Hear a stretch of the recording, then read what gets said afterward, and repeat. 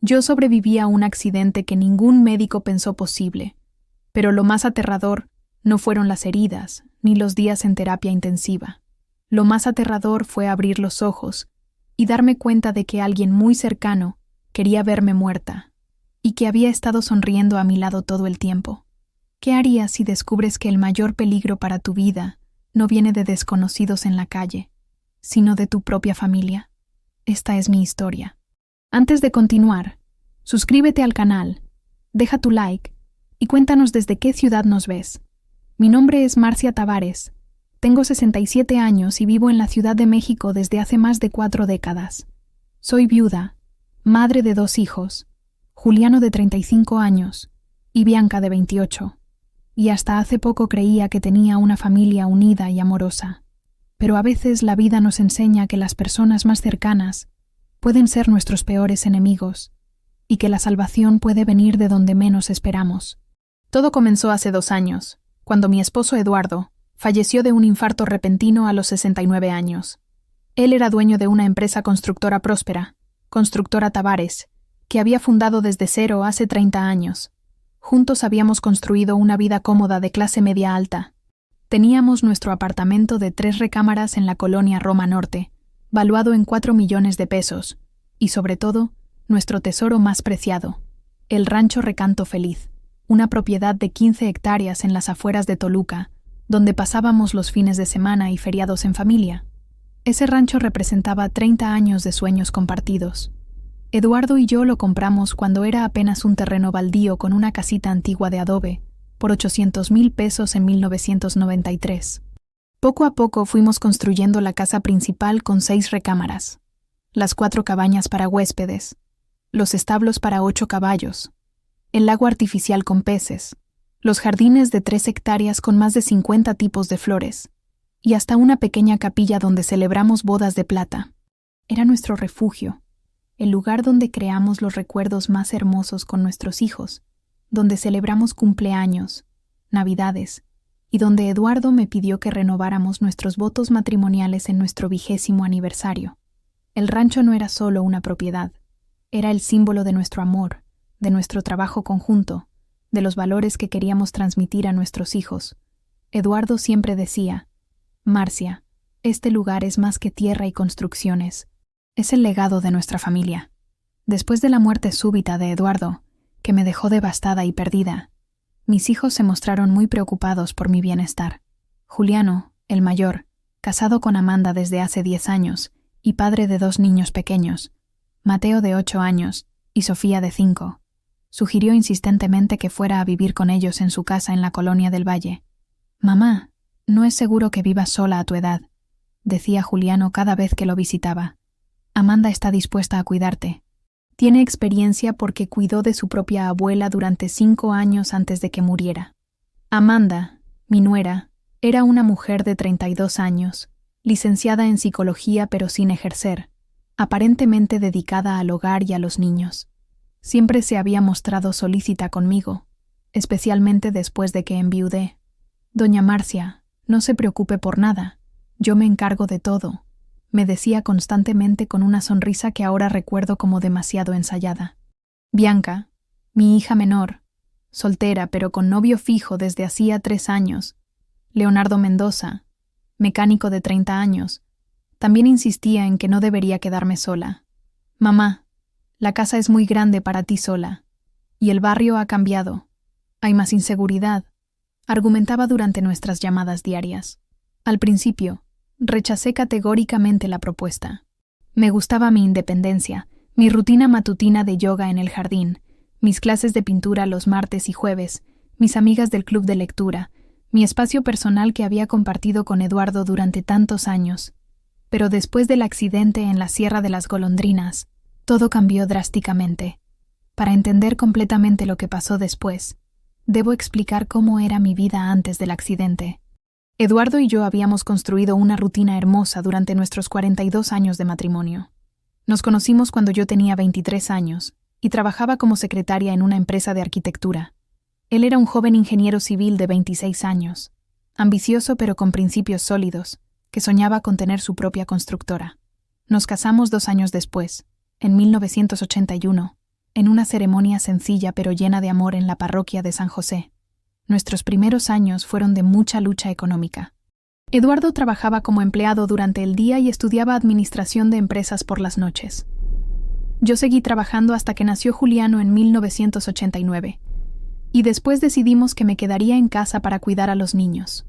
La empresa de Eduardo creció gradualmente. Comenzó con pequeños proyectos residenciales, luego casas completas y finalmente edificios de departamentos. Para cuando nació Bianca en 1996, ya éramos una familia de clase media consolidada. Eduardo siempre fue un hombre íntegro en los negocios. Nunca aceptó contratos dudosos o se involucró en corrupción, lo que a veces significaba ganar menos pero dormir tranquilo. Marcia, me decía, prefiero construir despacio pero con las manos limpias. Nuestros hijos van a heredar un apellido respetable. El rancho llegó a nuestras vidas cuando Juliano tenía 6 años y Bianca apenas 1 año. Eduardo había terminado un proyecto importante y decidió que era momento de cumplir nuestro sueño de tener un lugar en el campo. Recuerdo perfectamente el día que visitamos por primera vez esa propiedad en Toluca. Era un terreno enorme pero descuidado, con una casa vieja de adobe que parecía estar a punto de colapsar. «Eduardo, esto es una ruina», le dije cuando bajamos del carro. «No, mi amor», respondió él, tomándome de la mano y mirando hacia el horizonte. «Esto es un lienzo en blanco. Aquí vamos a crear algo hermoso». Y tenía razón. Durante los siguientes años, cada fin de semana era una aventura de construcción y diseño. Eduardo dirigía las obras principales, la ampliación de la casa, la construcción de las cabañas, los establos, mientras yo me encargaba de los jardines, la decoración interior y crear ese ambiente acogedor que caracterizaba al rancho. Los niños crecieron allí. Juliano aprendió a montar caballo en los establos que construimos y se convirtió en un jinete experto. Bianca desarrolló su amor por la naturaleza, explorando cada rincón de las 15 hectáreas, coleccionando mariposas y haciendo herbarios. Eran los años más felices de nuestras vidas. Las navidades en el rancho eran mágicas. Invitábamos a toda la familia extendida, hermanos, cuñados, sobrinos, primos, y la propiedad se llenaba de vida, risas y tradiciones.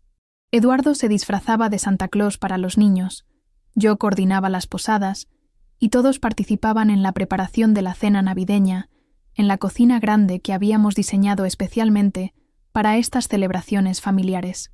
Cuando Eduardo murió súbitamente en marzo de 2022, mi mundo se desplomó. No fue solo la pérdida del amor de mi vida, sino también la pérdida de mi compañero de sueños, mi socio en la vida, el padre amoroso que había criado a nuestros hijos con paciencia y sabiduría. El funeral fue devastador. Toda la comunidad empresarial de la construcción vino a dar el pésame. Los empleados de la empresa lloraron como si hubieran perdido a un padre. Los vecinos del rancho, que habían visto crecer a nuestra familia durante 3 décadas, se acercaron a abrazarme con lágrimas en los ojos. «Doña Marcia», me decía don Roberto, el vecino más cercano al rancho. Don Eduardo era un hombre de palabra. En 30 años, nunca tuvimos un problema. Era un ejemplo para todos nosotros. Durante las primeras semanas después del funeral, estuve completamente perdida. La casa en Roma Norte se sentía demasiado silenciosa, demasiado grande, demasiado llena de recuerdos. Juliano y Amanda venían todos los días para asegurarse de que estuviera comiendo, que tomara mis medicamentos para la presión arterial, que no estuviera completamente sola. «Mamá, necesitas salir de casa», insistía Juliano. «No puedes quedarte encerrada llorando todo el día». Bianca también se mostraba muy preocupada. Venía a visitarme después del trabajo. Ella trabajaba como administradora en una clínica dental en la colonia Nápoles, y siempre traía algo especial: mi comida favorita, flores frescas, algún libro que pensaba que me gustaría. «Mamá, papá no querría verte así», me decía, acariciando mi cabello mientras yo lloraba. Él siempre decía que eras la mujer más fuerte que conocía. Lentamente, con el apoyo de mis hijos, comencé a reconstruir mi rutina. Volví a mis clases de pintura, aunque ya no tenía la misma pasión. Retomé el club de lectura, pero los libros ya no me transportaban como antes.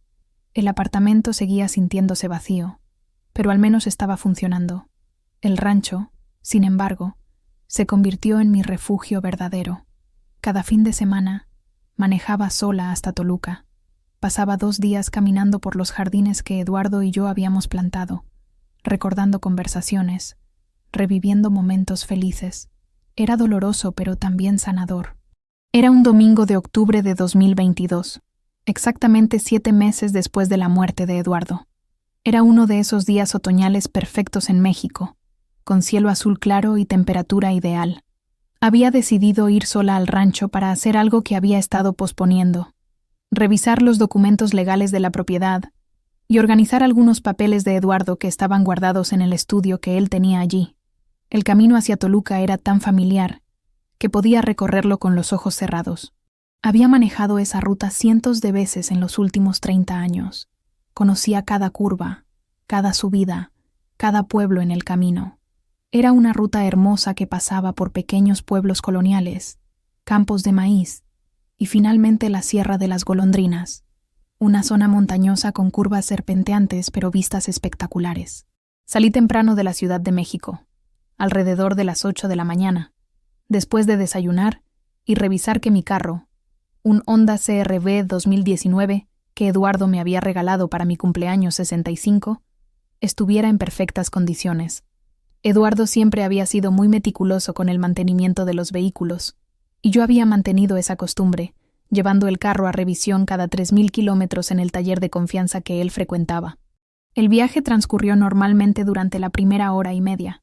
Escuchaba música clásica, disfrutaba del paisaje otoñal, y me sentía en paz por primera vez en meses. Pero cuando llegué a la Sierra de las Golondrinas, esa carretera serpenteante con curvas cerradas que requiere atención especial, sucedió algo que aún me produce pesadillas.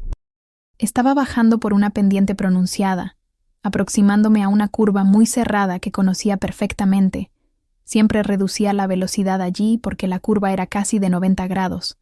Cuando intenté frenar como siempre lo hacía, presioné el pedal del freno con la fuerza habitual, pero para mi horror absoluto, el pedal se fue hasta el fondo sin hacer efecto alguno. El carro comenzó a acelerar cuesta abajo, cada vez más rápido, mientras yo presionaba desesperadamente el pedal que no respondía. Mi corazón se disparó. La adrenalina inundó mi cuerpo, y en esos segundos eternos que se sintieron como horas, mi mente se llenó de pensamientos desesperados. Voy a morir. Voy a morir en el mismo lugar donde Eduardo y yo fuimos tan felices. Intenté el freno de emergencia. Tampoco funcionó. La velocidad aumentaba peligrosamente mientras se aproximaba a una curva muy cerrada hacia la derecha. Podía ver el precipicio del lado izquierdo de la carretera, una caída de al menos 50 metros hacia un barranco rocoso. En esos momentos de terror puro, actué por instinto. Recordé las clases de manejo defensivo que Eduardo me había insistido que tomara años atrás. En lugar de intentar tomar la curva a esa velocidad suicida, dirigí el carro hacia unos arbustos espesos en el lado derecho de la carretera, esperando que la vegetación ayudara a detener el vehículo. El impacto fue violento. El carro atravesó los arbustos, golpeó contra algunas rocas, dio 3 vueltas completas, y finalmente se detuvo volcado sobre el lado del pasajero contra un árbol grande. El sonido del metal retorciéndose, el vidrio rompiéndose, y mi propio grito de terror se mezclaron en un momento de caos absoluto. Después del impacto, hubo un silencio extraño. Estaba colgando de mi cinturón de seguridad, desorientada, con dolor en el cuello y la espalda, pero milagrosamente consciente. Podía mover brazos y piernas, podía pensar con claridad. Estaba viva. Un automovilista que pasaba por la carretera pocos minutos después del accidente vio el carro volcado y inmediatamente llamó a los servicios de emergencia. Los paramédicos llegaron en 30 minutos. Una respuesta rápida considerando lo remoto del lugar, y me encontraron consciente pero en shock. «Señora, usted tuvo mucha suerte», dijo el paramédico principal, un joven llamado Carlos, mientras me examinaba cuidadosamente antes de sacarme del vehículo. «Un ángel la cuidó hoy. Por la velocidad del impacto y las condiciones del accidente, debería estar muerta». Me llevaron al Hospital General de Toluca, donde pasé 2 días en observación. Milagrosamente, solo tenía contusiones, algunos golpes menores y un esguince cervical. Los médicos no podían creer que hubiera salido prácticamente ilesa de un accidente tan severo. «Señora Tavares», me dijo el doctor Mendoza, el médico de emergencias. En mis 20 años de carrera, raramente he visto a alguien sobrevivir a un accidente así, con lesiones tan mínimas. Su ángel guardián trabajó horas extras hoy. Juliano y Amanda llegaron al hospital 2 horas después del accidente, después de recibir la llamada de la policía. Los encontré llorando en la sala de espera, abrazándose mutuamente, claramente devastados por la noticia. «Mamá, ¿qué pasó?», preguntó Juliano, tomando mi mano con lágrimas en los ojos. «La policía solo nos dijo que hubo un accidente, que perdiste el control del carro». «No perdí el control», respondí con voz temblorosa. «Los frenos no funcionaron. Presioné el pedal y no pasó nada». Amanda intercambió una mirada rápida con Juliano que en ese momento no interpreté como sospechosa, pero que ahora recuerdo claramente. «Doña Marcia, tal vez fue el shock», dijo suavemente. «A veces en situaciones de estrés, nuestra memoria puede confundirnos». Bianca llegó al hospital esa noche, después de manejar desde la Ciudad de México con Leonardo. Estaba histérica, llorando inconsolablemente, abrazándome como si fuera a desaparecer. «Mamá, no puedo perderte también», sollozaba. «Ya perdimos a papá. No puedo perderte a ti también». Leonardo se quedó en segundo plano, callado pero aparentemente preocupado. «Doña Marcia, gracias a Dios está bien», fue todo lo que dijo, pero había algo en su tono que no me tranquilizó completamente. Al día siguiente, mi carro fue remolcado al taller mecánico más cercano para determinar la causa del accidente. Rogerio Santana, el mecánico principal, un hombre de unos 40 años con 20 años de experiencia, examinó el vehículo exhaustivamente. Cuando vino a verme al hospital antes de darme de alta, su expresión era grave. «Señora Marcia, necesito hablar con usted sobre algo muy serio», dijo, mirando a mi alrededor para asegurarse de que estuviéramos relativamente solos en mi habitación. «¿Qué encontró, Rogerio?» «Señora, su accidente no fue accidental. Alguien saboteó su carro deliberadamente. Mi sangre se heló». «¿Cómo está seguro?» «Las mangueras del sistema de frenos fueron cortadas intencionalmente con una herramienta filosa, probablemente una navaja. Los cortes son limpios, precisos, hechos por alguien que sabía exactamente qué hacer. Además, el cable del freno de emergencia fue cortado también». Rogerio me mostró fotos que había tomado del sistema de frenos. Incluso para mis ojos no expertos, era obvio que los cortes no eran resultado del desgaste normal o de un accidente. ¿Quién pudo haber hecho esto? Alguien con conocimientos básicos de mecánica, alguien que tuvo acceso a su carro durante al menos 30 minutos y alguien que sabía que usted iba a manejar hacia Toluca por esa carretera peligrosa. Esa noche, acostada en la cama del hospital, comencé a hacer preguntas que jamás pensé que haría. ¿Quién querría lastimarme? ¿Quién se beneficiaría de mi muerte? ¿Quién tenía acceso a mi carro y conocimientos de mecánica? Las respuestas eran perturbadoras, pero inevitables. Después del alta médica, acepté la propuesta de Juliano y Amanda de quedarme temporalmente en su casa mientras me recuperaba físicamente y, supuestamente, procesaba el trauma del accidente. Su casa en la colonia del Valle era espaciosa y cómoda, 4 recámaras, jardín grande, piscina, y tenían una habitación de huéspedes perfectamente equipada. Amanda se transformó inmediatamente en la nuera perfecta. Desde el primer día, se encargó de absolutamente todo. Me preparaba las comidas con ingredientes orgánicos y nutritivos. Organizaba mis medicamentos en pastilleros etiquetados por días y horas. Me ayudaba con el baño cuando yo insistía en que podía hacerlo sola. Me acompañaba a todas las citas médicas de seguimiento. Y hasta me masajeaba los hombros cuando me quejaba de dolor cervical. «Doña Marcia, no se preocupe por nada.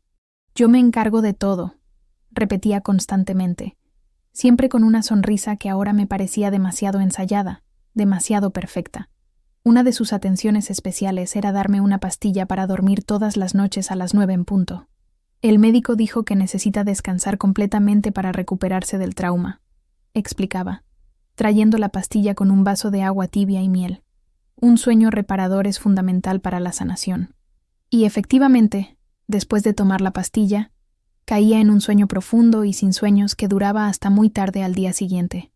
Amanda me despertaba gentilmente alrededor de las 10 de la mañana con desayuno en la cama y una sonrisa maternal. «¿Cómo durmió doña Marcia? ¿Se siente mejor?», Pero había algo extraño en todo esto.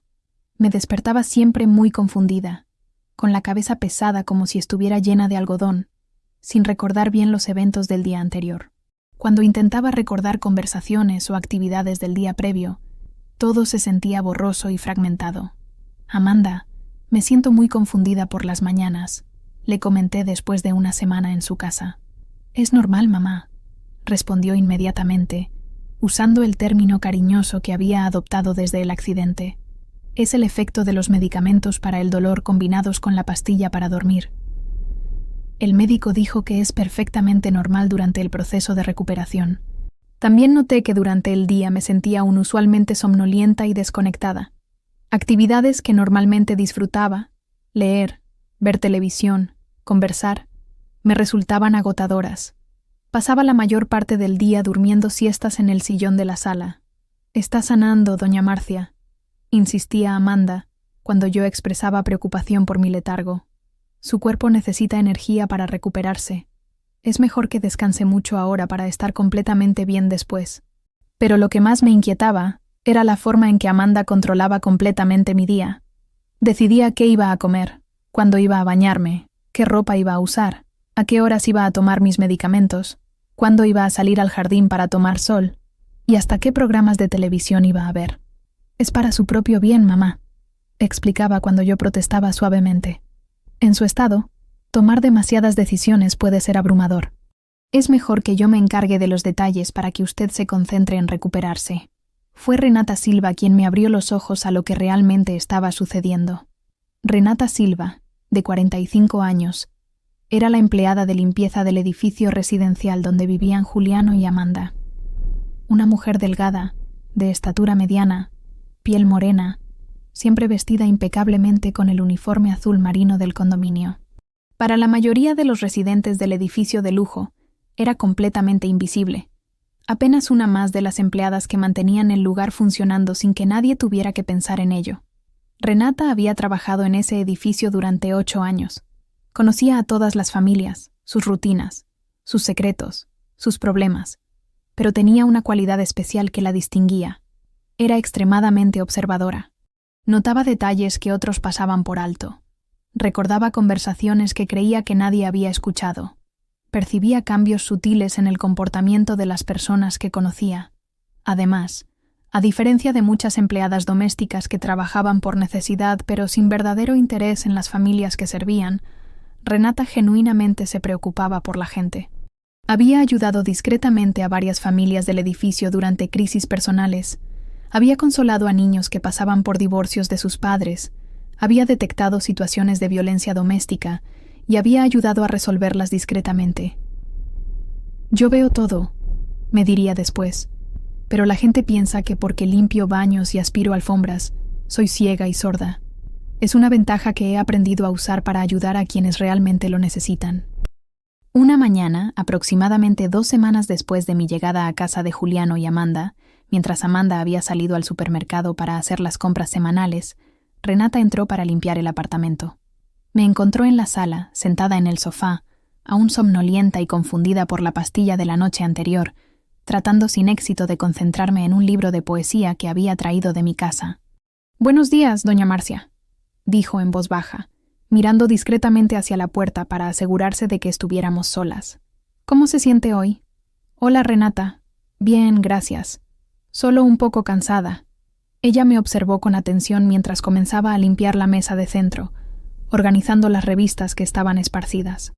«Disculpe la pregunta, doña, ¿pero usted siempre tomó medicamentos para dormir?» La pregunta me sorprendió por su directa. «No, nunca. Solo después del accidente, por indicación médica». Renata asintió lentamente, continuando con su trabajo pero claramente pensativa.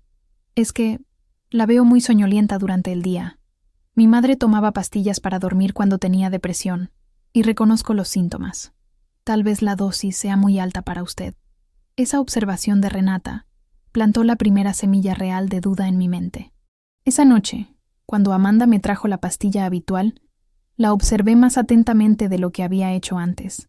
Era una cápsula azul y blanca, sin marcas visibles de laboratorio farmacéutico, muy diferente a los otros medicamentos recetados que me habían dado en el hospital. «Amanda, ¿Qué medicamento es este exactamente? Para dormir, mamá. Como siempre, respondió Amanda, pero evitó mi mirada directa. Pero parece diferente a los que me dieron en el hospital. ¿Puedo ver la caja o el frasco? El médico cambió la fórmula porque la anterior no era lo suficientemente efectiva para su caso específico, explicó rápidamente. Este es más efectivo y natural. Algo en su tono y en la forma en que evitaba mostrarme el envase original me hizo dudar. Por primera vez desde el accidente, tomé una decisión consciente de desconfiar. Fingí tomar la pastilla, escondiéndola bajo la lengua hasta que Amanda saliera del cuarto. Luego la escupí y la guardé cuidadosamente en un pañuelo. Esa noche, sin el efecto de la pastilla misteriosa, permanecí completamente despierta y alerta por primera vez en semanas. Mi mente se sintió clara, mis pensamientos organizados, mi memoria funcional. Era como si hubiera estado viviendo en una neblina espesa que finalmente se había levantado. Alrededor de las 2 de la madrugada, mientras estaba acostada en la oscuridad de mi habitación, escuché voces en la sala. Amanda estaba hablando por teléfono en voz baja, pero suficientemente alta para que pudiera entender fragmentos de la conversación desde mi cuarto. Tiene que ser pronto. No podemos esperar mucho más. El rancho vale mucho más de lo que ella imagina. Mi sangre se heló. Estaban hablando de mi rancho. La evaluación que hicimos dio casi 50 millones de pesos, con el desarrollo turístico que propone César. Cada hectárea vale más de 3 millones. Me las arreglé silenciosamente para levantarme de la cama y acercarme más a la puerta del cuarto, tratando de escuchar mejor sin hacer ruido. Leonardo hizo lo que tenía que hacer, pero ella sobrevivió milagrosamente. Ahora tenemos que ser más cuidadosos. Las pastillas la mantienen confundida y dócil, pero no será para siempre. La gente va a empezar a hacer preguntas. Leonardo, el novio de Bianca, el mecánico que tenía los conocimientos para sabotear los frenos de mi carro, estaban directamente implicados en el intento de asesinato. Bianca está nerviosa, dice que no puede seguir mintiendo, pero ya estamos muy metidos en esto. Si nos descubren, vamos todos a la cárcel.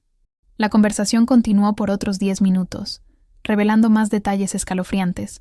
Habían contratado a un desarrollador turístico llamado César para evaluar el potencial del rancho como resort de lujo. Habían calculado que podrían vender la propiedad por 45 millones de pesos. El plan original era que mi muerte pareciera un accidente en la carretera peligrosa, donde habían ocurrido otros accidentes reales. Leonardo había sido pagado 50,000 pesos para sabotear mi carro. Bianca estaba involucrada, pero se estaba arrepintiendo. Las pastillas que me daban contenían sedantes fuertes para mantenerme controlada y confundida. Cuando Amanda finalmente terminó la llamada y se fue a dormir, me quedé despierta hasta el amanecer, procesando la enormidad de lo que había descubierto. Mis propios hijos que yo había criado con amor, a quienes había dado todo, estaban planeando matarme por dinero. Al día siguiente, cuando Renata llegó para la limpieza matutina, esperé hasta que Amanda saliera para hacer algunos mandados, y entonces le pedí que se quedara un momento para hablar. Renata, necesito contarte algo muy grave, y necesito tu ayuda. Le conté a Renata todo lo que había escuchado la noche anterior. Su reacción no fue de incredulidad como yo había temido, sino de confirmación y determinación. Doña Marcia, yo tenía mis sospechas, me dijo, sentándose a mi lado en el sofá y tomando mis manos temblorosas. He visto cosas extrañas durante estas semanas. Amanda recibe muchas llamadas telefónicas que le cambian completamente el humor. He visto que revisa papeles cuando usted está dormida. Y ayer encontré una carpeta escondida en su closet con documentos del rancho. ¿Revisaste sus cosas? Doña, en mis 8 años trabajando aquí, he aprendido a distinguir entre familias normales y familias con secretos peligrosos. Cuando veo señales de que alguien vulnerable está en peligro, investigo discretamente. Es parte de mi responsabilidad moral. Renata me explicó que durante las últimas semanas había notado varios comportamientos sospechosos. Amanda había estado investigando en Internet sobre valores de propiedades rurales. Había recibido visitas de un hombre mayor bien vestido, probablemente César, el desarrollador, cuando yo estaba drogada y durmiendo. Había encontrado recibos de una farmacia diferente a donde compraba mis otros medicamentos. Juliano había estado inusualmente ausente, trabajando horas extra, que no coincidían con su horario normal. Bianca había venido a visitar varias veces, pero se veía nerviosa y culpable. Doña Marcia, necesitamos actuar rápido, pero con mucha inteligencia, me advirtió Renata. Si ellos sospechan que usted sabe la verdad, podrían acelerar sus planes o, peor aún, intentar algo más directo. ¿Qué sugieres? Primero, necesitamos evidencias concretas. Segundo, necesitamos ayuda profesional. Conozco a alguien que puede ayudarnos, un detective privado honesto y discreto. Renata había trabajado durante 5 años en la casa de la familia Ribeiro antes de conseguir el trabajo en el edificio de departamentos. El señor Antonio Ribeiro era un detective privado retirado de la policía judicial, especializado en casos de fraude familiar y crímenes económicos. Trabajé para su esposa, doña Isabel, cuando sus hijos eran pequeños, me explicó Renata. Es un hombre íntegro, discreto, y tiene experiencia con este tipo de situaciones. Si alguien puede ayudarnos, es él. Renata contactó discretamente al detective Ribeiro, explicándole la situación en términos generales. Él aceptó reunirse conmigo, pero bajo condiciones muy específicas para mantener la seguridad y la discreción. El encuentro se organizó de manera elaborada. Amanda creía que yo iba a una cita médica de rutina con un especialista en trauma. Renata había conseguido que una doctora amiga suya confirmara la cita si Amanda llamaba para verificar. En realidad, me encontré con el detective Ribeiro en su oficina, ubicada en un edificio discreto en la colonia Condesa. El detective Ribeiro era un hombre de aproximadamente 55 años, cabello gris, complexión fuerte, ojos inteligentes y penetrantes. Su oficina era pequeña pero profesional, con diplomas y certificados en las paredes que confirmaban sus credenciales. Señora Tavares, me dijo después de escuchar mi historia completa. Lo que usted me está contando constituye varios delitos graves: intento de homicidio, conspiración criminal, administración de sustancias controladas sin consentimiento médico y probablemente fraude. ¿Qué necesitamos para proceder legalmente? Necesitamos evidencias concretas e irrefutables: testimonios, grabaciones, documentos, pruebas forenses. El caso que me describe es sólido, pero necesitamos construir una investigación meticulosa. Y el detective Ribeiro elaboró un plan de investigación de 3 etapas. Etapa 1. Análisis forense y documentación. Análisis de las pastillas que me estaban dando. Investigación de los movimientos financieros de Amanda, Bianca y Leonardo. Verificación del sabotaje del vehículo con expertos independientes. Documentación de la evaluación no autorizada del rancho. Etapa 2. Vigilancia y grabación. Instalación de equipos de grabación en lugares estratégicos. Vigilancia de las inocentes. Comunicaciones de los sospechosos. Documentación de reuniones con cómplices externos. Etapa 3.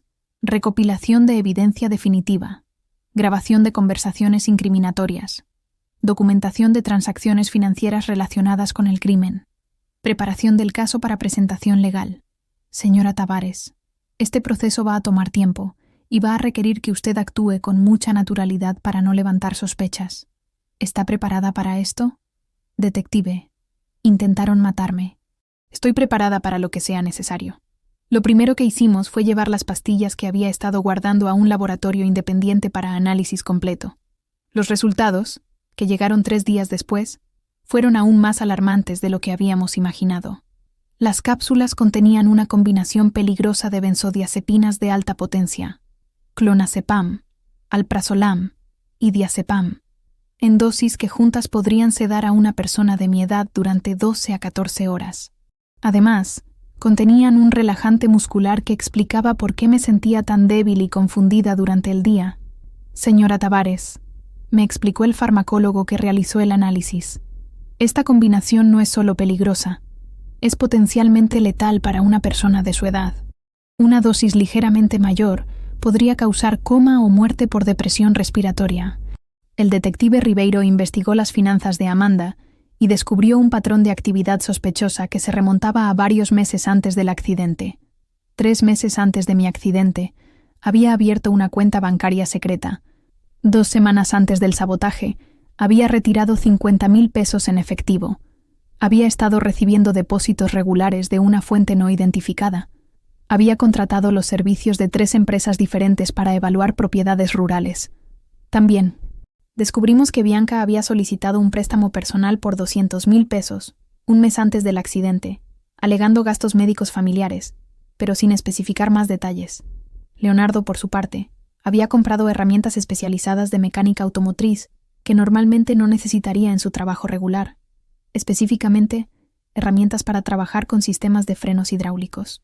Uno de los descubrimientos más perturbadores fue que Amanda había contratado a César Mendoza, un desarrollador turístico, para evaluar secretamente el potencial comercial del rancho. Esta evaluación se había realizado sin mi conocimiento ni consentimiento, mientras yo estaba sedada en casa de Juliano. El detective Ribeiro se hizo pasar por un inversionista interesado y logró obtener una copia del reporte de evaluación. El documento era impactante.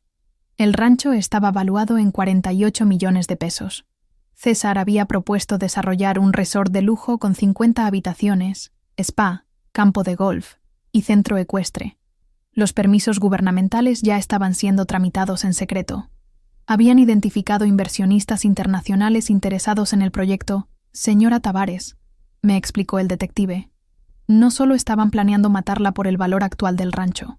Habían identificado una oportunidad de desarrollo que podría generar cientos de millones de pesos a largo plazo. Con la ayuda de Renata, el detective Ribeiro instaló equipos de grabación de última tecnología en lugares estratégicos del apartamento de Juliano y Amanda. Esto requirió una planificación meticulosa y varias sesiones de instalación durante los horarios en que Amanda salía de casa. Las microcámaras fueron instaladas en el interior de un marco de fotos en la sala, con vista a toda el área común, una barra de apoyo en el baño principal, donde Amanda hacía muchas de sus llamadas privadas, una lámpara en el estudio de Juliano, donde guardaban documentos importantes, el teléfono de la cocina, con capacidad de grabación de llamadas. Renata fue fundamental en esta etapa. Su conocimiento íntimo de la rutina de la familia, su acceso diario al apartamento y su habilidad para trabajar sin levantar sospechas hicieron posible la instalación sin detección.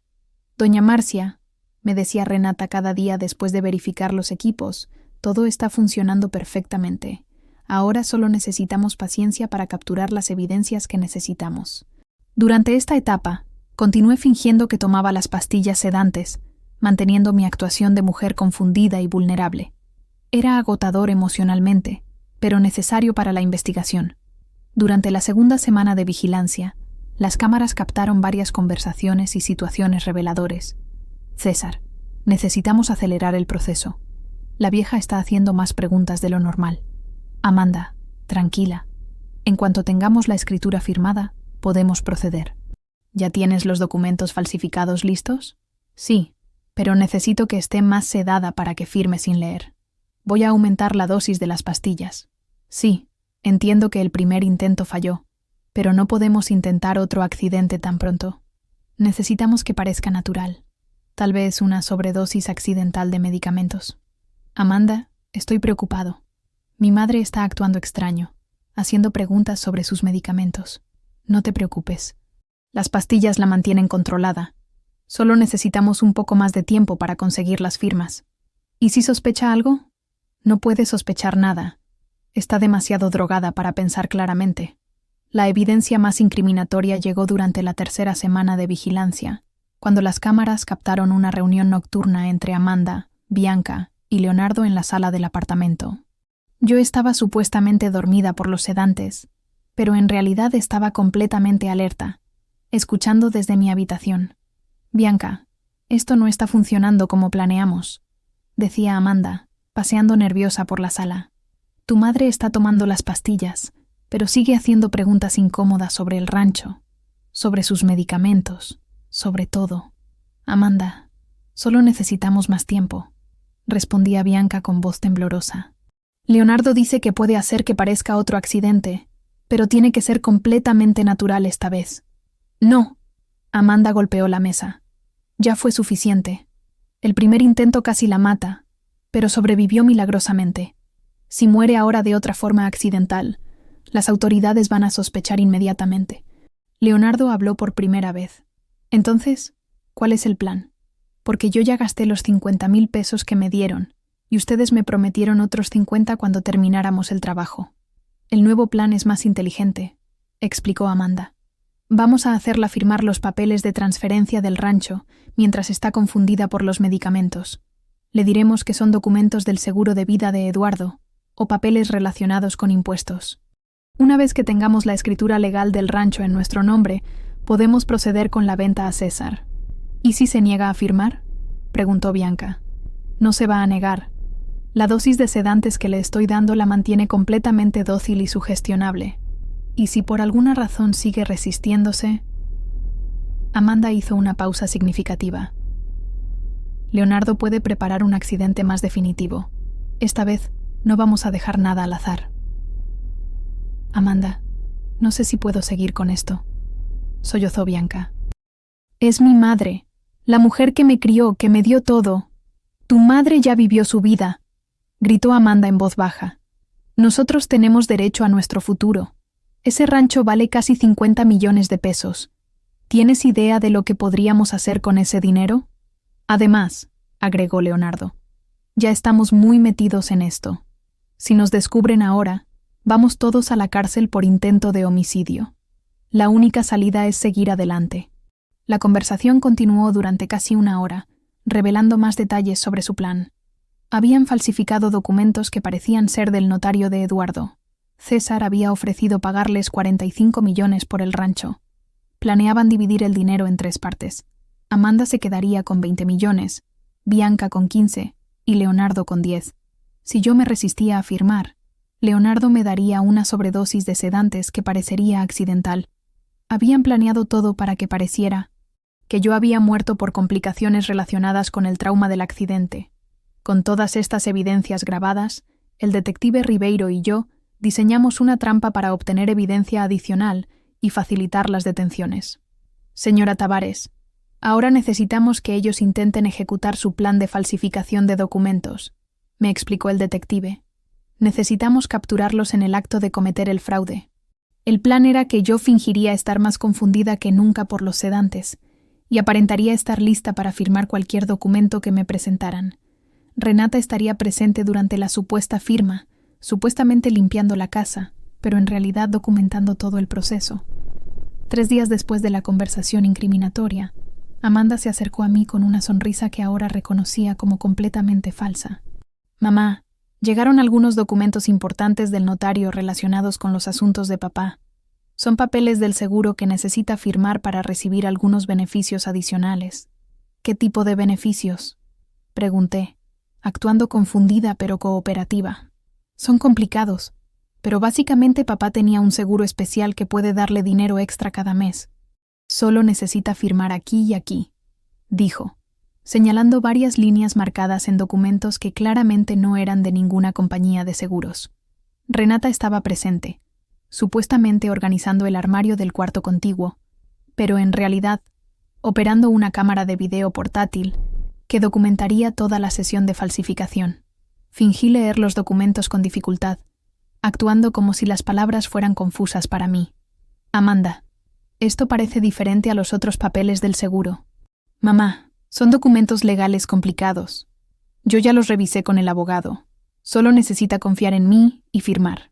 En ese momento crucial, tomé la pluma, pero fingí estar demasiado temblorosa para firmar claramente. Amanda, me siento muy mareada. ¿Puedo firmar mañana cuando me sienta mejor? La frustración en su cara fue evidente, pero tuvo que aceptar. Por supuesto, mamá. Descanse hoy y mañana firmamos con calma.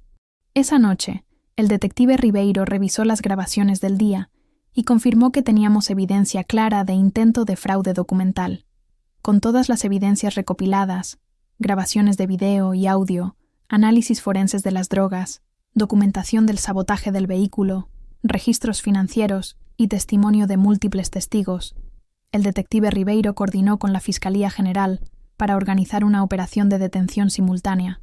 La operación se planificó meticulosamente para capturar a todos los involucrados al mismo tiempo, evitando que alguno pudiera alertar a los otros o destruir evidencias adicionales. El operativo se ejecutó un miércoles por la mañana.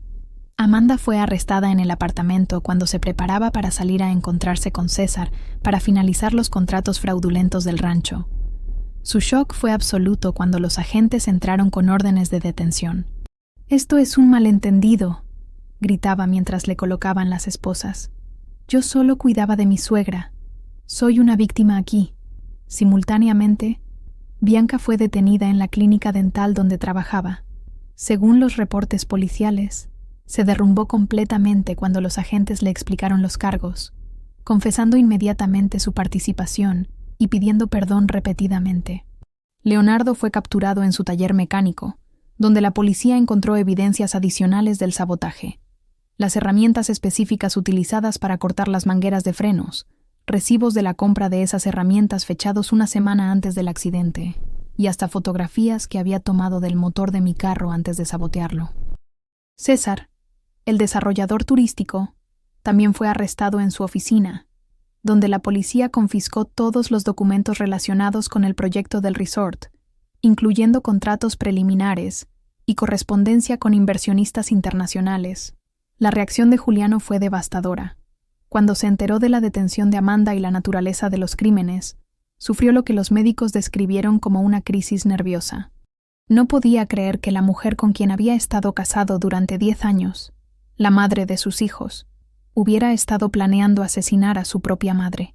Mamá, nunca podré disculparme lo suficiente por no haber visto las señales, me dijo entre lágrimas cuando finalmente pudo visitarme después de las detenciones. Amanda me engañó completamente. Creí que realmente te amaba y te cuidaba. Inmediatamente solicitó el divorcio y la custodia completa de Mateo y Sofía. Mis hijos no pueden crecer con una madre que es capaz de intentar asesinar a su abuela, declaró en los documentos legales. Durante los interrogatorios policiales, cada uno de los detenidos reveló diferentes aspectos de la conspiración. Amanda inicialmente negó todo, pero cuando se le presentaron las grabaciones de video y audio, cambió su estrategia a alegar que había sido manipulada por Leonardo y César.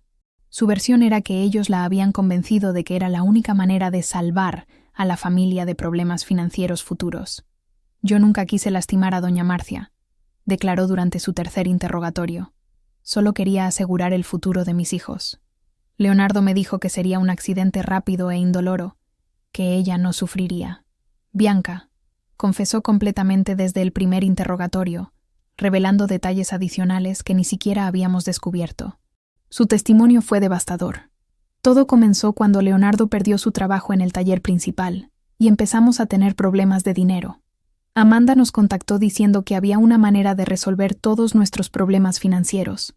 Al principio pensé que hablaba de pedir un préstamo o algo así, pero cuando explicó el plan, cuando dijo que mamá era mayor, que ya había vivido su vida, que el rancho nos pertenecía por derecho, de alguna manera logró convencerme de que era lo correcto. El día del accidente yo sabía lo que iba a pasar. Sabía que Leonardo había saboteado el carro. Me quedé en casa llorando todo el día, esperando la llamada que me dijera que mamá había muerto. Cuando sobrevivió al accidente, una parte de mí se sintió aliviada, pero Amanda dijo que teníamos que seguir adelante, que si no lo hacíamos, íbamos todos a la cárcel de todas formas. Leonardo intentó inicialmente negar toda participación, pero cuando se le presentaron las evidencias físicas encontradas en su taller, las transferencias bancarias que había recibido y las grabaciones donde discutía detalles técnicos del sabotaje, finalmente admitió su culpabilidad. Necesitaba el dinero. Fue su única explicación. Mi madre está enferma de cáncer. Necesita tratamientos caros que el seguro social no cubre. Amanda me ofreció 50,000 pesos por un trabajo rápido. No pensé que la señora Marcia fuera a sobrevivir. César, el desarrollador, alegó que él solo estaba evaluando propiedades para posibles inversiones legítimas, pero la evidencia mostró claramente que sabía que la propietaria no había autorizado la evaluación y que estaba planificando adquirir la propiedad a través de medios fraudulentos. Los juicios se extendieron durante 8 meses intensos. La evidencia recopilada por Renata, el detective Ribeiro y yo, fue presentada meticulosamente por la Fiscalía, representada por la licenciada Patricia Herrera, una fiscal experimentada en crímenes familiares. El impacto mediático del caso fue considerable. La conspiración del rancho, como lo bautizaron los periódicos, captó la atención nacional como un ejemplo extremo de codicia familiar y maltrato a personas mayores. Leonardo Mendoza fue condenado a 12 años de prisión por tentativa de homicidio calificado. El juez consideró que, Como ejecutor material del sabotaje, era el principal responsable del intento de asesinato. También fue condenado a pagar reparaciones por daños materiales y morales. Amanda Tavares recibió una sentencia de 8 años por conspiración para cometer homicidio, administración de sustancias controladas sin consentimiento médico y fraude. Durante el juicio, se reveló que había estado planeando mi muerte durante más de 1 año, lo cual fue considerado un agravante. Bianca Tavares fue condenada a 5 años de prisión con posibilidad de libertad condicional después de 3 años. Su confesión completa, su evidente remordimiento y el testimonio de psicólogos que confirmaron que había sido manipulada emocionalmente fueron considerados factores atenuantes por el juez. César Mendoza recibió 4 años por complicidad en fraude y conspiración. Su papel, aunque importante, fue considerado secundario en comparación con los otros implicados. El efecto en Juliano fue devastador, pero también transformador. Al descubrir la verdadera naturaleza de Amanda, experimentó lo que los psicólogos describieron como un trauma secundario: la realización de que había estado viviendo con una potencial asesina durante 10 años. «Mamá, no solo intentó matarte a ti», me dijo durante una de nuestras largas conversaciones de reconciliación. «También destruyó mi capacidad de confiar en mi propio juicio. Si no pude ver esto en la persona con quien dormía cada noche, ¿cómo puedo confiar en mis decisiones sobre cualquier cosa?» Juliano se sometió a terapia psicológica intensiva y gradualmente comenzó a reconstruir su vida. Se dedicó completamente a cuidar de sus hijos, quienes también necesitaban apoyo psicológico para procesar el hecho de que su madre había intentado asesinar a su abuela. «Los niños me preguntan por qué mamá está en prisión», me contó con lágrimas en los ojos. «¿Cómo le explicas a un niño de 8 años que su madre es capaz de intentar matar a alguien?» Con el rancho seguro y las amenazas eliminadas, tomé una decisión que creo habría llenado de orgullo a Eduardo. En lugar de vender la propiedad o mantenerla como un refugio familiar tradicional, decidí transformar el Rancho Recanto Feliz en el Centro Nuevos Caminos, una institución dedicada a ayudar jóvenes en riesgo social y familias disfuncionales. La idea surgió durante mis sesiones de terapia post-trauma, cuando mi psicóloga me preguntó cómo quería usar esta experiencia para ayudar a otros. «Doctora, si mi propia familia fue capaz de traicionarme de esta manera, imagino cuántos jóvenes están creciendo en ambientes tóxicos sin esperanza de escapar», le dije. «Quiero crear un lugar donde los niños y adolescentes puedan encontrar seguridad, apoyo y la oportunidad de construir vidas diferentes». La transformación del rancho fue un proyecto de 2 años. Las 6 recámaras de la casa principal se convirtieron en dormitorios supervisados para adolescentes. Las 4 cabañas para huéspedes se transformaron en espacios de terapia familiar y talleres ocupacionales. Los establos se adaptaron para programas de terapia asistida con animales. El lago artificial se convirtió en un espacio de meditación y reflexión.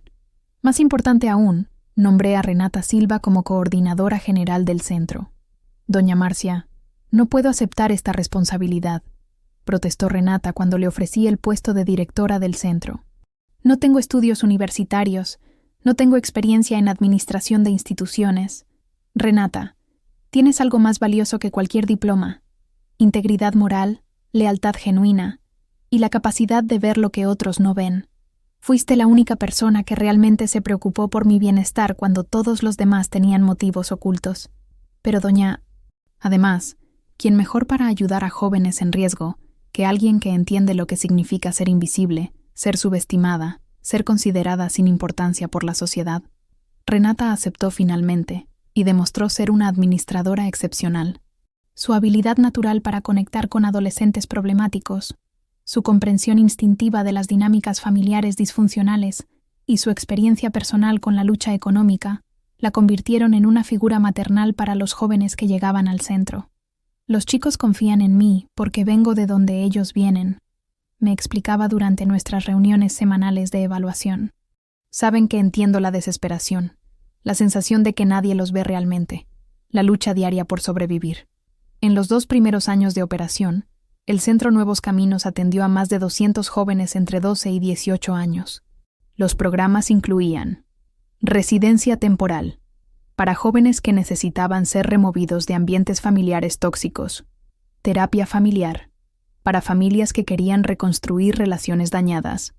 Educación alternativa. Para adolescentes que habían abandonado la escuela tradicional. Capacitación laboral.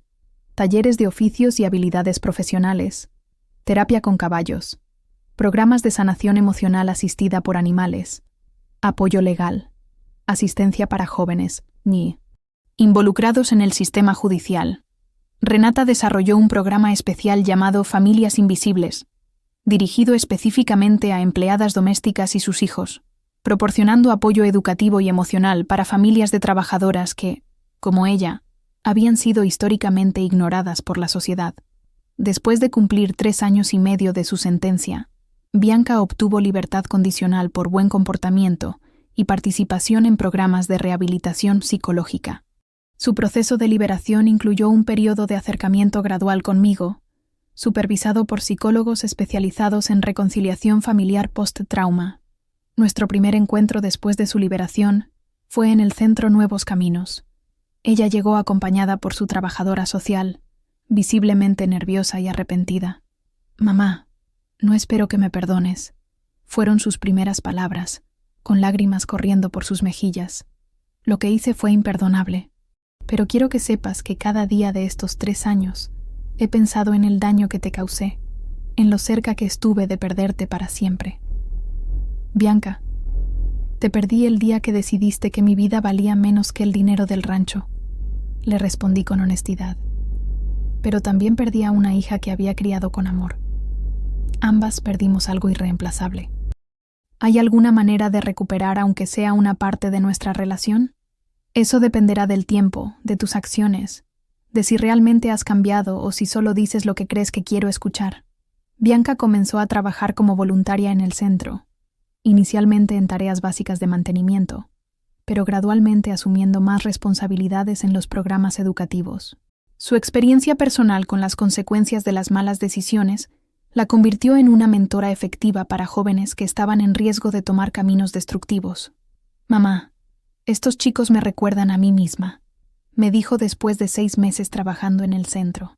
«Veo la misma desesperación, la misma disposición a hacer cualquier cosa por dinero, la misma ceguera hacia las consecuencias reales de sus acciones». Nuestra relación se reconstruyó lentamente, no como la relación madre-hija que habíamos tenido antes, sino como algo nuevo, una alianza entre 2 mujeres que habían pasado por un trauma profundo y habían emergido con sabiduría dolorosa pero valiosa. Durante todo este proceso, sentí constantemente la presencia espiritual de Eduardo. El rancho que él había ayudado a construir con tanto amor se había convertido en algo que estoy segura habría llenado su corazón de orgullo, un lugar de sanación en lugar de destrucción, un centro de esperanza en lugar de codicia. «Eduardo», le dije una tarde mientras caminaba por los jardines que habíamos plantado juntos 30 años atrás, «espero que estés orgulloso de lo que hemos hecho con nuestro refugio. Se convirtió en algo más grande de lo que jamás imaginamos». En la capilla pequeña que él había construido para nuestras bodas de plata, instalé una placa que decía: «En memoria de Eduardo Tavares, 1953-2022, quien construyó con amor para que otros pudieran sanar». Hoy, a los 72 años, reflexiono no solo sobre la justicia obtenida, sino sobre las lecciones profundas que esta experiencia me enseñó sobre la naturaleza humana, la familia, la confianza y el valor real de las personas. La traición de mis propios hijos fue el dolor más profundo que jamás experimenté, más devastador incluso que la muerte de Eduardo, porque él murió amándome, mientras ellos eligieron traicionarme por dinero. Pero también descubrí que la familia verdadera no siempre está definida por la sangre. Renata Silva, una mujer trabajadora y humilde que ganaba el salario mínimo limpiando edificios, demostró más amor, lealtad y valor moral hacia mí que mis propios hijos. Ella arriesgó su trabajo, su seguridad y su tranquilidad para salvar mi vida de personas que se suponía que me amaran. «Doña Marcia», me dice Renata ahora que dirigimos juntas el centro, «usted me dio la oportunidad de mi vida cuando me nombró coordinadora, pero yo solo hice lo que cualquier persona decente habría hecho». «No, Renata. Hiciste lo que muy pocas personas tienen el coraje de hacer. Te arriesgaste por alguien que no podía defenderse sola. Viste a una mujer mayor en peligro y decidiste actuar, a pesar de que no tenías ninguna obligación de hacerlo. El Centro Nuevos Caminos se ha convertido en una institución reconocida nacionalmente. Hemos recibido apoyo gubernamental, donaciones de empresas privadas y reconocimientos de organizaciones internacionales de derechos humanos. Más de 500 jóvenes han pasado por nuestros programas. El 78% de ellos han completado su educación secundaria, 45% han continuado estudios superiores y 92% han evitado involucrarse en actividades criminales después de su paso por el centro. Renata ha sido invitada a conferencias internacionales sobre trabajo social y derechos de los trabajadores domésticos. Su historia, de empleada de limpieza invisible a directora de centro de rehabilitación, se ha convertido en un símbolo de esperanza para mujeres trabajadoras de toda América Latina. Doña Marcia me enseñó que el valor de una persona no se mide por su educación formal o su cuenta bancaria, dice Renata en sus presentaciones. Se mide por sus acciones cuando nadie está mirando, por su disposición a defender lo correcto incluso cuando es difícil. Juliano ha reconstruido completamente su vida. Después de años de terapia, se casó nuevamente con Carmen, una maestra de primaria que ama genuinamente a Mateo y Sofía. Es una mujer sencilla, trabajadora, con valores sólidos, exactamente lo opuesto a Amanda. Mamá, Carmen me está enseñando lo que es el amor real, me confió Juliano durante una cena familiar en el centro. No es manipulación, no es control, no es interés, es apoyo mutuo, respeto, honestidad. Mateo, ahora de 13 años, y Sofía, de 10, pasan vacaciones escolares en el centro, ayudando con actividades para los residentes más jóvenes. Es hermoso ver cómo estos niños, que podrían haber sido traumatizados por la traición de su madre, están aprendiendo valores de servicio y compasión. Abuela Marcia, me dijo Sofía hace poco, ¿por qué mi mamá Amanda quería lastimarte? Mi querida Sofía, a veces las personas toman decisiones muy malas porque confunden lo que quieren con lo que necesitan. Tu mamá pensó que quería dinero, pero lo que realmente necesitaba era amor verdadero. ¿Y por qué tía Renata te ayudó? Porque tía Renata entiende la diferencia entre querer y necesitar. Ella no quería dinero o reconocimiento, solo necesitaba hacer lo correcto. Amanda cumple su sentencia en el penitenciario de Santa Marta Acatitla. Según los reportes que recibo a través del sistema legal, se ha negado consistentemente a participar en programas de rehabilitación y mantiene que fue víctima de manipulación por parte de Leonardo. Ha solicitado varias veces permiso para ver a sus hijos, pero Juliano, con apoyo legal completo, ha negado todas las solicitudes. Mis hijos no necesitan esa toxicidad en sus vidas, ha declarado consistentemente. No he tenido contacto directo con Amanda desde el juicio, ni planeo tenerlo. Algunas traiciones son tan profundas que el perdón, aunque posible, no requiere reconciliación. Leonardo continúa cumpliendo su sentencia de 12 años. A diferencia de Amanda, ha participado activamente en programas de rehabilitación y ha expresado remordimiento genuino por sus acciones. A través de su abogado, ha enviado cartas pidiendo perdón, no para obtener beneficios legales, sino porque aparentemente ha comprendido la enormidad de lo que hizo. No he respondido a estas cartas, pero las he leído y reconozco que su arrepentimiento parece genuino. He actualizado mi testamento para reflejar las lecciones aprendidas de esta experiencia. El Centro Nuevos Caminos será donado permanentemente a una fundación sin fines de lucro, con Renata como directora vitalicia y un consejo administrativo que incluye a profesionales en trabajo social, psicología y educación. Juliano recibirá una herencia suficiente para asegurar su futuro y el de sus hijos, pero no una cantidad que pueda despertar codicia. Bianca, después de demostrar 5 años de comportamiento rehabilitado, recibirá una cantidad similar, pero la mayor parte de mi patrimonio, incluyendo las ganancias de la venta del apartamento en Roma Norte, será destinada a expandir el modelo del Centro Nuevos Caminos a otras ciudades de México. Renata, le dije cuando discutimos estos planes, quiero que este modelo de ayuda se replique en todo el país. Hay miles de jóvenes que necesitan lo que nosotros ofrecemos aquí. Doña Marcia, será un honor continuar este trabajo. Pero recuerde que todo esto comenzó porque usted tuvo el coraje de confiar en una empleada de limpieza que nadie más notaba. La justicia en este caso no fue solo legal, aunque las sentencias fueron apropiadas, sino también transformacional. El rancho que fue objeto de codicia y conspiración se convirtió en un centro de sanación. Los recursos que fueron codiciados para beneficio personal se convirtieron en herramientas de servicio social. Más importante aún, la experiencia me enseñó que los verdaderos héroes no siempre son reconocidos por la sociedad. Renata trabajó durante años siendo invisible para la mayoría de las personas, pero cuando se necesitó coraje moral, ella fue quien lo demostró. La sociedad enseña a la gente a valorar títulos, dinero, posición social, reflexionó Renata durante una de nuestras caminatas por los jardines del centro. Pero en momentos de crisis real, lo que importa es el carácter, la integridad, la disposición a hacer lo correcto, sin esperar recompensa. Esta historia no es solo sobre una conspiración familiar o sobre la justicia que se hizo. Es sobre el reconocimiento de que los ángeles guardianes a menudo vienen disfrazados de personas humildes que la sociedad ignora o subestima. Renata Silva cambió no solo mi vida, sino el destino de cientos de jóvenes que han encontrado esperanza en el centro Nuevos Caminos. Su valor para actuar cuando vio injusticia, su lealtad hacia alguien vulnerable y su sabiduría para ver más allá de las apariencias la convirtieron en la heroína verdadera de esta historia.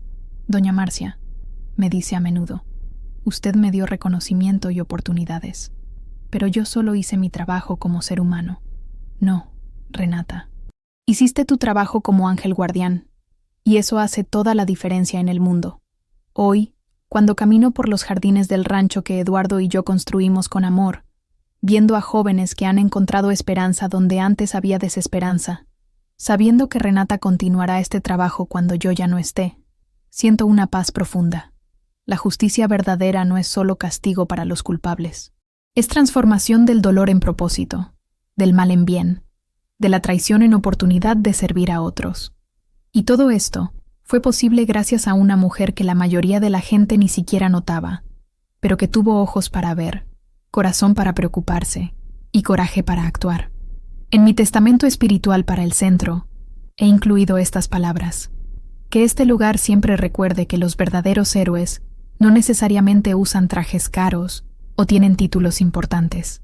A veces usan uniformes de trabajo, tienen manos callosas y corazones lo suficientemente grandes para ver valor en personas que otros consideran invisibles. Si esta historia tocó su corazón, suscríbase al canal, deje su like y compártala con quien necesita escuchar este mensaje. Recuerde que los verdaderos héroes están a nuestro alrededor, a menudo en las personas más humildes que trabajan silenciosamente para hacer del mundo un lugar mejor. No subestime nunca el poder de una persona común para cambiar destinos extraordinarios. Su comentario también es muy importante para que continuemos trayendo relatos de superación, justicia y reconocimiento de los héroes invisibles de nuestra sociedad.